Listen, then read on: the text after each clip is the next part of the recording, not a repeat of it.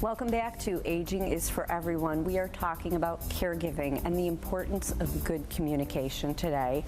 And we're back with Bev KUBALA, a geriatric care manager, and Jack Sullivan, who has had a lot of family caregiving experiences. We were talking a little bit about out-of-town caregivers, but I also know there's a lot of hot button topics that come up, and you know, hospice, I know sometimes is one of those, and you had this particular situation with your family. How does families sometimes have a hard time addressing that, Bev? Well, I think it's the whole idea of end of life, and we have this perception of death and dying not being part of life, and it really is a part of life. And hospice has a wonderful gift to give to families to be able to share that experience with their loved one. And Jack and I were talking the other day about the experience that he and his family have had.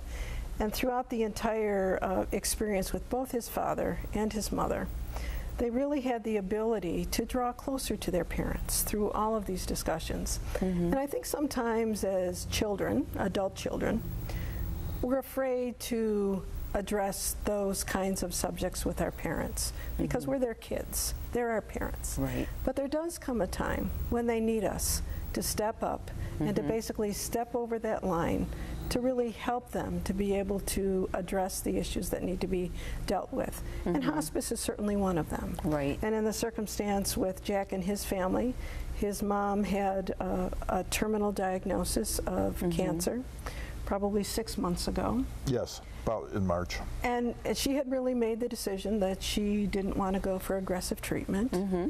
And her physician had kind of counseled her that it was time to get her life in order. And she had done a lot of that. Right. But it was helping her to understand what hospice was, what it would bring to her. And it wasn't about dying.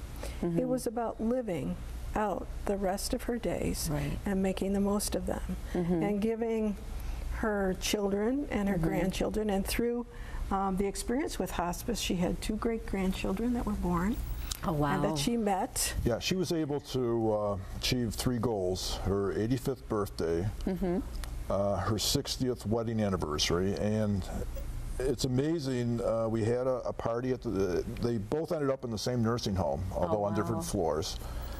Because we just couldn't take care of her at home anymore. And we had this, we were thinking it was going to be not much of a party, but because my father doesn't recognize anybody, but we all had a great time. It was the most amazing experience, and it was a real celebration of 60 years. And then she also made lasted through the birth of her great grandson and great-granddaughter. So she basically you know, touched all the bases before she passed. And as difficult as it was, looking back on it, you know, it was like a celebration of her life. That's wonderful.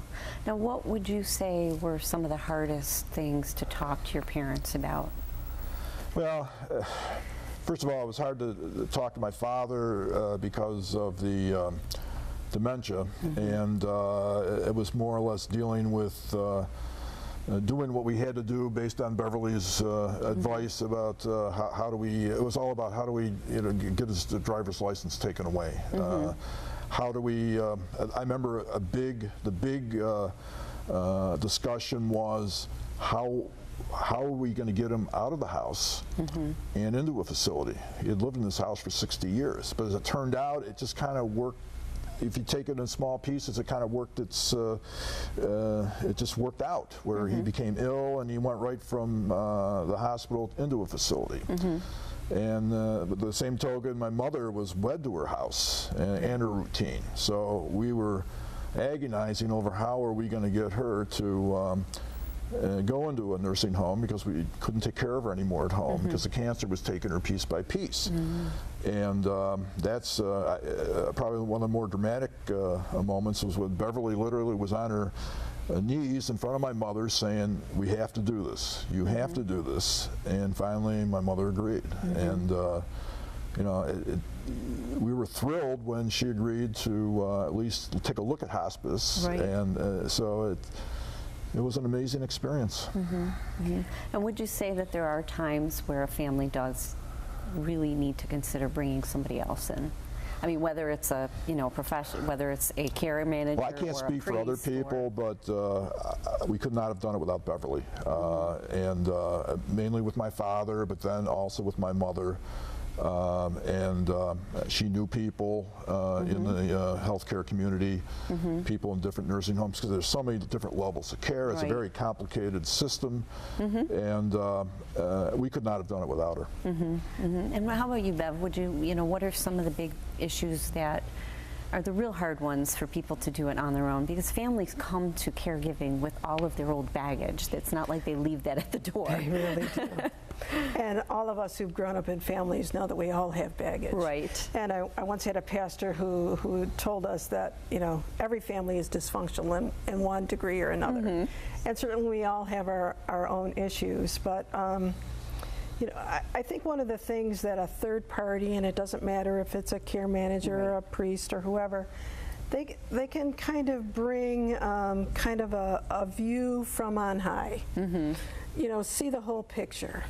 And be able to help families to kind of, as Jack said, kind of take it a little bit at a time, but you've got your eye on the big picture, and you can help them through those decisions as they're coming one by one, and try to prepare them a little bit as things are kind of degenerating a little bit. Right. And so certainly someone from the outside, and even if it's a good friend who's walked in those shoes, they can be valuable, wonderfully valuable.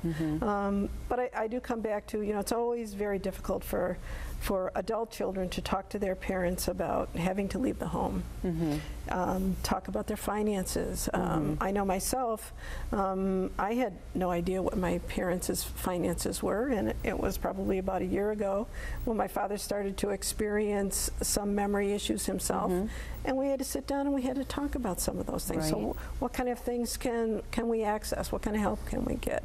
So it's really kind of stepping up and knowing that you need to talk about those things. You have to address that elephant in the room.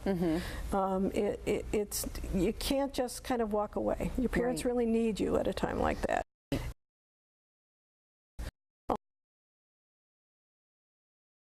Years ago, showing the early signs of depression, to be proactive, and they were able to call on some of the friends that they had met through their church and be able to do the things that they needed to do to be ready. Which is great. And I have to say, the biggest stressor is just the uncertainty, not knowing the future, and not knowing how it was going to end. And looking back on it, you get 20/20 hindsight, but when you're in it, you just didn't know. So you kind of had to take it as it came. And it sounds like you did a great job. He did. And I want to thank you both for being here so much. Thank you. Thank you. We'll be back with more Aging is for Everyone.